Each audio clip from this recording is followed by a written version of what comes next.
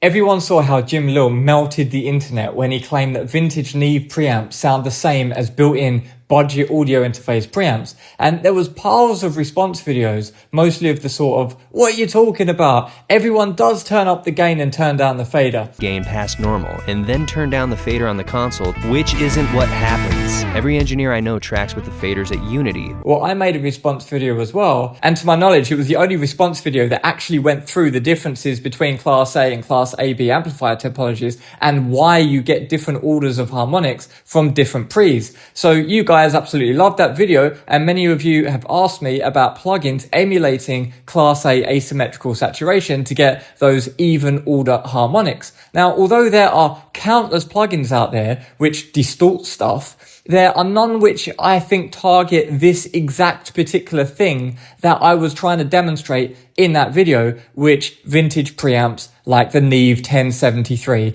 actually do. So I decided to make my own plugin. So here is my idea. Now, I could invite you along with me on my personal journey of discovery, documenting the highs and lows of the development process as I sit for 100 hours, pulling out my hair in frustration because of the problems that only devs know about. But I'll spare you all of that because I just went ahead and did it, and here it is. It's called Class A. But here's the actual point. So as I've said many times before, I tend to track clean and then I process later. And if you do that too, then Jim Lill is correct in saying that all of the preamps sound the same. And the nuances only really come into play when you start pushing the preamps. But pushing the preamps is kind of risky because then you can overdo the distortion and then you ruin an otherwise great recording.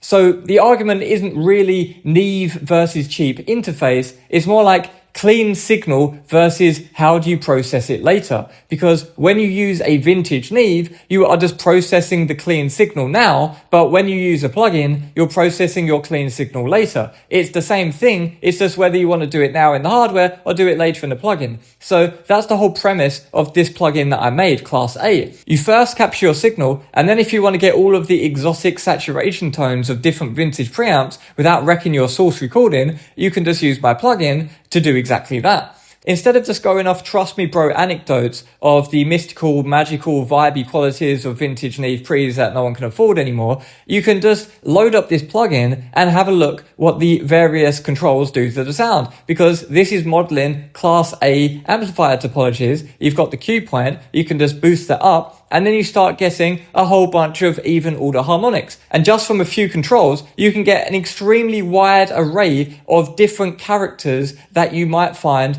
in vintage microphone preamplifiers. So one of the first things you might notice on the plugin is the massive screen, and it gives you a big slow moving sine wave so that you can see the theoretical indicative behavior of the saturation. It's not an oscilloscope because you can just load up an oscilloscope, and if you run music through it, you just get a hectic mess which you can't really understand anything on. It's just like squiggly lines and it doesn't really give you any information. So that's exactly why I designed this plugin, to have an indicative sine wave so you can visualize the effects of what the saturation is doing to your music while you're running music through it, and you're not seeing squiggly lines, you're just seeing a very informative, slow-moving, massive sine wave, which gives you way more information than squiggly lines on an oscilloscope. So as you can see, when you move the Q point, for example, the sine wave moves upwards, and that's the DC bias voltage we were talking about in my previous videos. If you haven't seen my previous videos, maybe check them out after this. I go through it and explain all of this kind of stuff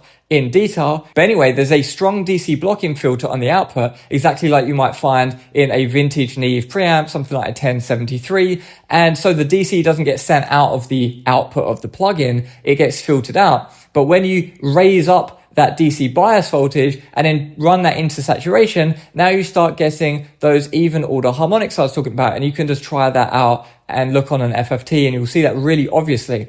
So as you can see, if our fundamental is 100 Hertz, without the Q point raised, we get 300 Hertz and 500 Hertz, so odd order harmonics. But when we raise that Q point, 200 Hertz and 400 Hertz and 600 Hertz springs into life. So that's the whole idea. You get a much more rich kind of harmonic spectrum when you do that asymmetrical thing that this plugin does so well. It was designed to do that. But it doesn't just stop there with the asymmetry, because the interesting thing that I designed in this plugin from the ground up is the fact that you can not only just choose a saturation algorithm and then do some kind of DC bias voltage, you can actually choose a different saturation algorithm for each side of the waveform. So you can choose a transformer for the positive side of the waveform and an op-amp or something for the negative side of the waveform. And you can have two completely different distortion or saturation characteristics depending on which side of the waveform it is. But it doesn't stop there. I've integrated a few objects, accurately modeling them at the component level with a level of fidelity never seen before in the audio industry. The first object, which is loaded as default, is an XLR cable. Now, I've been told that you can add a bit of juice to your music by running it through an XLR cable. So I modeled the juiciest XLR cable that I could get my hands on, but unfortunately it turns out that XLR cables don't actually do anything whatsoever to the sound, so the XLR cable as the default object basically just means that there's no additional effect happening. But that's where my next component level model comes from. Behold, the magical banana. When you spin it around, it does cool stuff. Specifically, it forks the signal into two paths. There's a dry signal which passes the signal unaffected in parallel with the saturation signal which gets fed through the banana, and the banana is a delta-derived resonant proportional EQ. And it's not just the 3D gimmick that you twist around with the mouse and that's it. It's a proper EQ that's fully automatable. You control it from your DAW and you can see it move as a result without touching it with the mouse. Now, for you guys who can remember back to some of my first videos, you'll know that I was making videos saying that all EQs pretty much sound the same, whether they're fancy analog modeling EQs or whether they're the expensive digital EQs or whether they're just free plugins. All EQs pretty much sound the same, and I made a bunch of videos proving that as some of my first videos. Well, I went ahead and made an EQ which doesn't sound the same, and it's part of this plugin. The Magical Banana sounds completely different from other EQs on the market because it has double-digit THD. The proportional Q is kind of an exaggerated version of what you get on a vintage Neve EQ, and then all of these saturation effects which it runs through can make it sound very spicy indeed. So now the third object, which I accurately modeled at the component level precisely, very precisely, painstakingly, is this piece of toast. So it does exactly the same thing as a banana, except there's not a parallel dry signal. So you just send everything through the saturation and it acts as the same kind of proportional resonant EQ. This plugin can be yours for the bargain price of just €9, plus any additional tax which your government wants to add on top of that price. So if you want it, head over to my website, apmastering.com. It's called Class A.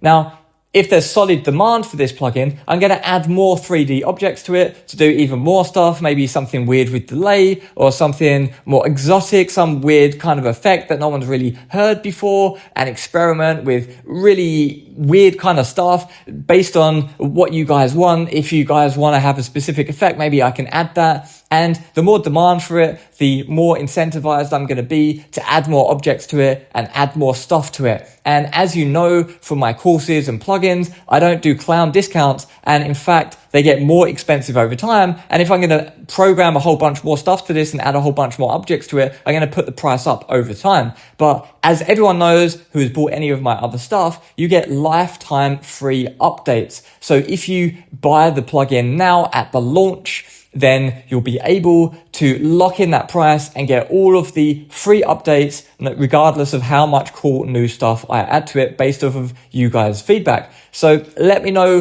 what you think of this plugin down below, because I do actually read the comments. As everyone knows, I do actually listen to the feedback, and not only do I listen to it, I often actually act on it and integrate that into new features in plugins. So anyone who decides to grab a copy, I hope you enjoy the plugin. There's no demo version, just like Delta Expose. It's not very expensive. So if you want it and you want to support me, you can grab it. If not, no worries, but there's no demo. Either grab it or don't grab it. And here it is, Class A. If you want to get that asymmetrical, even order harmonic stuff on the go, well then this is the plugin exactly for that. Let me know down in the comments what you think of it. And if you have any interesting features, I don't just want to turn it into a chaos pad with all of the normal effects that you might get on a chaos pad. I want to do something a bit more weird. But if you've got any cool ideas, let me know down below, and I hope you enjoy it.